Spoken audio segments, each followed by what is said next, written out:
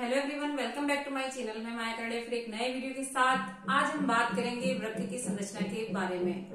वृक्क same के बीच के आकार में, ह्यूमन वृक्क जो होता है सेम के बीच के आकार में पाया जाता है। एक जोड़ी वृक्क हमारे शरीर में पाए जाते हैं जो उदर गुहा में, लोअर एब्डोमेन में स्थित होते हैं। ये चारों तरफ से तंतुमय संयोजी आवरण द्वारा आवृत होते हैं। इसको हम कहते हैं, बाहरी आवरण को वृक्क आवरण या रीनल कैप्सूल। क्या कहते हैं इसको? Renal capsule.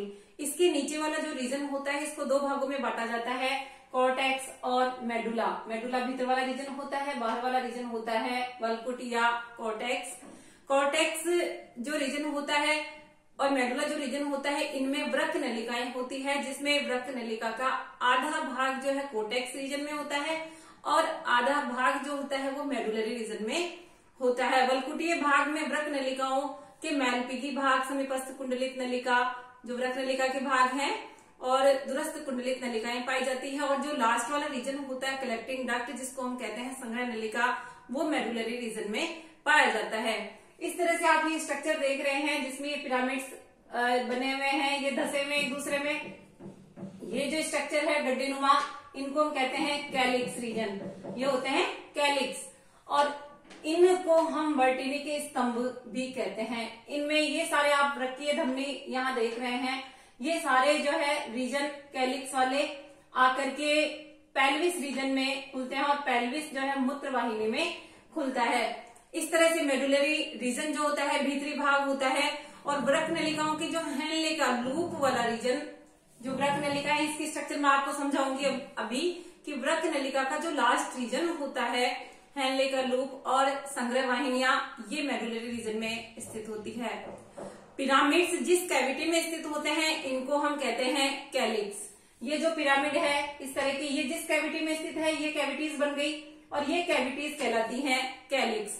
सारे जो कैलिक्स होते हैं ये पेल्विस रीजन में जो कीपाकार रीजन होता है, ये पेल्विस रीजन, और इस कीपाकार रीजन के अंदर खुलते हैं, और यहां से ये मूत्रवाहिनी जो मूत्र का निर्माण होता है, वो बहुत सारी जो वृक्क नलिकाएं हैं वो प्योरीफाई करती है नाइट्रोजनी अपशिष्ट पदार्थों को, और इन नाइट्रोजनी अपशिष्ट पदार्थों को प्योरीफाई करके मूत्रवाहिनी में डाल देती है, जिससे मूत्र त्याग किया जाता है।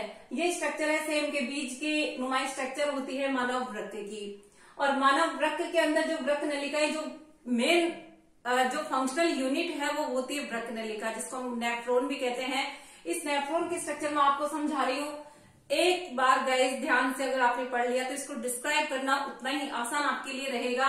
वृक्क नलिका के कितने पार्ट्स हैं, कितने अबाउट 10 से 12 लाख वृक्क नलिकाएं ह्यूमन किडनीज में होती है, और इन वृक्क नलिकाओं में मूत्र का निर्माण होता है, जो कि नाइट्रोजनी अपशिष्ट पदार्थों को प्योरीफाई करने के बाद मूत्र का त्याग किया जाता है। तो वृक्क नलिका के कौन कौन से भाग है, ध्यान दीजिए। ये है वृक्क नलिका की स्ट्रक्चर। इस वृक्क नलिका में जो पहला भाग है, इसकी स्ट्रक्चर मैं डिस्क्राइब कर रही हूँ, ध्यान से देखिए। मेलपीगी बॉडी हम इसको कहते हैं, मेलपीगी काय कहते हैं। और मेलपीगी काय कैसे बनी हुई है, किन किन से बनी हुई है? बोमन संपुट, ये प्यालेनुमा संरचना, ये है बोमन संपुट। और ये केशिका गुच्छ देख रहे हो आप, गुच्छनुमा संरचना, इसको ग्लोमेरुलस भी कहते हैं। इस केशिका गुच्छ को और बोमन संपुट को दोनों को मिलाकर के हम कहते हैं मेलपीगी काय। फर्स्ट रीजन, आप ये शब्द नोट करते चलिए, जिससे कि आप इसको डिस्क्राइब करना आसानी से सीख जाओगे। हर क्लास में आपको ये पढ़ने को मिलता है। उत्सर्जन तंत्र में वृक्क नलिका का निर्माण, नेफ्रॉन की संरचना बनाइए, ये आपके आता है एग्जाम में। तो बोमन संपुट और केशिका गुच्छ दोनों मिलकर के क्या बनाते हैं? मेलपीगी काय। फर्स्ट रीजन मेलपीगी काय। यहाँ पर ये जो प्रवर्ध पाए जाते हैं इसके आंतरिक भित्ति में, यानी द्विस्तरीय भित्ति होती है बोमन संपुट। प्यालेनुमा संरचना की भित्ति जो होती है वो द्विस्तरीय होती है। आंतरिक भित्ति में पोडोसाइट्स प्रवर्ध पाए जाते हैं, और रुधिर केशिकाएं जो होती है ये दोनों मिलकर के ग्लोमेरुलस कला बनाती है। और ग्लोमेरुलस कला केशिका गुच्छ की कला का निर्माण, और ये ग्लोमेरुलस कला जो होती है वो छिद्रित होती है, पारगम्य होती है, और इससे जो है पदार्थ छन छन करके, जैसे छलनी में पदार्थ छनता है, इस तरह से ये पदार्थ नीचे समीपस्थ कुंडलित नलिका में ग्रीवा के द्वारा आने लग जाता है। यानी विभिन्न पदार्थों को प्योरीफाई करके लास्ट में इसको आगे भेजा जाता है। ये जो है बोमन संपुट और ग्लोमेरुलस, इनका यहाँ पर जो है ये रक्त लाने वाली धमनिका होती है अभिवाही धमनिका, जो कि बहुत प्रेशर से रक्त यहाँ आता है प्यालेनुमा संरचना में। यहाँ पर ये बारंबार विभाजित होती है, लगभग ये जो है लगभग 50 बार विभाजित होकर के बारीक बारीक केशिकाओं का जाल बना लेती है। और विभाजित होने का क्या कारण है कि बारंबार विभाजित होगी तो इनका सरफेस एरिया बढ़ जाएगा, और सरफेस एरिया बढ़ने के बाद क्या होगा, सतही क्षेत्रफल बढ़ेगा, निश्चित रूप से छनने की कैपेसिटी भी बढ़ जाएगी। जो पदार्थ है वो छन करके नीचे आएंगे और जो आवश्यक पदार्थ है वो वापस उठा लिए जाएंगे। अभिवाही जो धमनिका है वो रक्त लाने का कार्य करती है, अपवाही धमनिका है रक्त को वापस उठाने का कार्य करती है। इस तरह से यहाँ पर विभिन्न जो अपना ब्लड है बहुत तेजी से यहाँ आता है, नाइट्रोजन अपशिष्ट पदार्थ है वो यहाँ पर छन करके मूत्र त्याग के लिए नीचे चले जाते हैं और अपशिष्ट पदार्थ यहाँ से उठा लिए जाते हैं। इसके बाद दूसरा भाग है मेलपिगी काय के बाद दूसरा भाग है ग्रीवा। इस प्यालेनुमा संरचना से जस्ट नीचे का जो भाग है वो कहलाता है ग्रीवा। कौन सा है? ग्रीवा। गोमन संपुट के नीचे सक्रिय नलिका को हम ग्रीवा कहते हैं। इसकी भित्ति जो होती है वो सिलिएटेड एपिथेलियम से अस्तरित होती है, यहाँ पर होती है सिलिएटेड एपिथेलियम। इसके जस्ट नीचे हम चलते हैं तो इसका भाग होता है समीपस्थ कुंडलित नलिका। समीपस्थ कुंडलित नलिका बहुत जो मुख्य भाग है, यहाँ जैसे छलनी में पदार्थ छन करके नीचे जाते हैं, इस तरह से ये निस्संद होता है। लगभग 2/3 भाग पदार्थ यहाँ से उठा लिया जाता है, पुनः अवशोषित कर लिया जाता है और वेस्ट मटेरियल नीचे आता है। इस तरह से समीपस्थ कुंडलित भाग में एक खास संरचना आपको ध्यान रखनी है कि यहाँ पर जो है सूक्ष्मांकुर पाए जाते हैं, सूक्ष्मांकुर पाए जाते हैं। इसकी भीतरी वाली भित्ति में सूक्ष्मांकुर पाए जाते हैं और ये सूक्ष्मांकुर भी सरफेस एरिया बढ़ाते हैं। ये समीपस्थ कुंडलित भाग है। पहला मेलपिगिका है, दूसरा ग्रीवा, तीसरा समीपस्थ कुंडलित नलिका। इसके बाद वेस्ट मटेरियल आगे पहुंचता है, जो पदार्थ है वो आगे पहुंचते हैं। इसके बाद ये चौथा भाग है इसका हेनले का लूप। कौन सा भाग है ये? हेनले का लूप। लूप यानी मुड़ी कर्व स्ट्रक्चर, और इसको ये होती है यू शेप में। कैसी होती है ये? यू शेप में होती है। इसकी 2 भुजाएं हो गई, ये हो गई अवरोही भुजा और ये हो गई आरोही भुजा।